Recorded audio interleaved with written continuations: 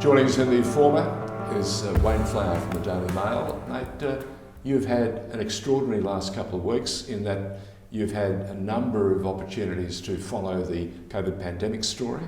In fact, you're still following it for the Daily Mail. But you've had an opportunity also to catch up with another story that's very much in the news, very topical, and it concerns a character and a guy who's upset a great many Victorians, and the Victoria Police especially. I'm talking about Mr. Pusey, the guy who, of course, was involved in that infamous episode on Eastlink. His Porsche was caught speeding. He pulled over, of course, and while that was going on, a truck out of control has taken out 4 policemen, and of course he's fled the scene. So where do we sit with Mr. Pusey today? What's the latest? Yeah, it seems like such a long time ago when that happened with everything that's happened. But Richard Pusey continues to languish in jail. Still in jail? He has been in court, via video link today. But the developments in Mr. Pusey is that he wants to get out of jail, of course, and he wants to plead guilty to a certain select number of charges, which would be, I dare say, fewer than the 15 he's been charged with. But an interesting tidbit that happened today in court. He has an expensive barrister, of course, and the police have pinged him with a charge it's a charge that hasn't been used, I believe, potentially ever in Australia, but they can only find reference to it about 400 years ago in England, and it's about causing public outrage, which I think most would agree who is familiar with that case. He certainly did that. He certainly did. Allegedly, still at this. Okay. So this here point. we are. The man's, as you touched on, still in jail, before the courts, and trying very much to find a way to minimise the charges against him. And the police have brought up a charge that hasn't been seen in the legal world in 400 years. Correct, and potentially not seen in Australia at all. That's how loathed this man is by Victoria. That's how much respect police. They clearly have for him. They really want to ensure that that the community sees that justice is served on Mr. Pusey. So that will be argued later this month on whether that charge can continue. But interestingly enough, in discussing that charge, even if it does continue, his lawyer says that Pusey, in comments that he made when officer, mother of 2, was pinned between his vehicle and a truck dying, he made a video, caught saying some very awful things, as in, I just wanted to go home and have my sushi, along those lines. Yep. His lawyer now says that he was not directing those comments at the dying police officer.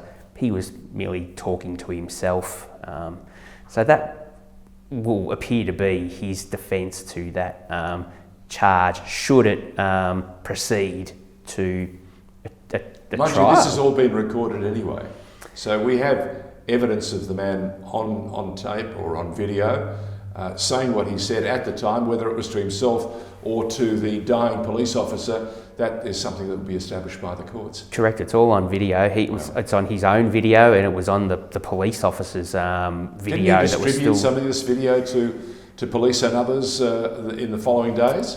Well, it's got through. He sent some images through to somebody, and then it has turned up. It's leaked out massively. He will argue that wasn't his doing. Okay. It was shared elsewhere, and he certainly didn't share it to Facebook or social media. That's been conceded by police as well. So intriguing story, getting murkier and murkier, and what do they say, more curiouser by the moment. And what else have you got for us? I've just been out at the Werribee Hospital out there developing sort of story there with COVID, of course, again, in hospitals and hospital staff. Is the hospital open or closed for business? It is open over a certain amount of hours on, it would be Wednesday night, maybe early hours of, I know it would have been Wednesday night. Ambulances were bypassing that hospital. Staffing issues? Well, I'm told that the paramedics were told it was a COVID issue. Right. My understanding is it's to do with the staff at that hospital, that, you know, whether they have COVID or suspect they have COVID, but sounds like some fairly significant issues were going on there last night, could be continuing on today. I didn't see an ambulance stop at Werribee throughout all of this morning, wow, which would be interesting. In Wyndham is a COVID hotspot at the moment.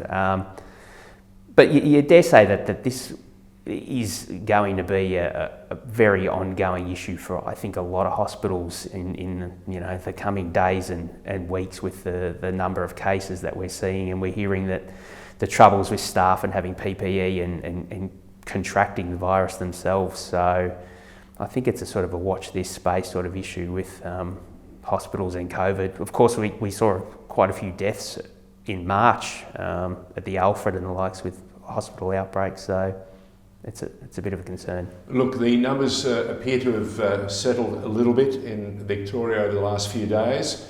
The death toll has been very high, unfortunately. I noticed the numbers were marginally better today. Let's hope that the peak has passed and we start seeing, as they say, stabilising, and that we can report something more positive next week. In the meantime, if you want to know any more, make sure the Daily Mail is part of your read, and you'll have more on Mr. Pusey and also the goings-on at the hospital at Werribee. Wayne Flower for The Informer and the Daily Mail. Thanks, George.